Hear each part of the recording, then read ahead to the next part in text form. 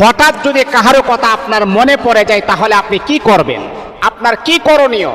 অনেক সময় দেখবেন কিছু মানুষের সাথে আমরা জীবনে অনেক চলাফেরা করেছি, চলাফেরা করার ক্ষেত্রে হঠাৎ করে এই মানুষটা ইন্তেকাল করেছেন।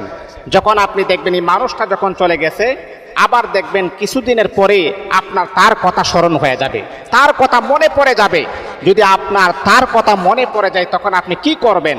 হাদিসে পাকের ভিতরে আল্লাহর হাবিব বলেছেন, যখন তার কথা মনে পড়বে তখনই আপনি তার জন্য আপনি দোয়া করবেন।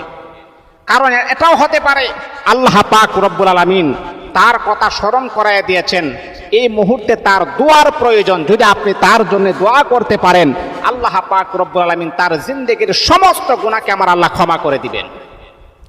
এই জন্য পয়গম্বর বড় সুন্দর করে বলেন, যখন তোমাদের কারো কথা মনে পড়ে যায় তখনই তোমরা তার জন্য মাগফিরাতের দোয়া করবে আর বলবে, রব্বুল আলামিন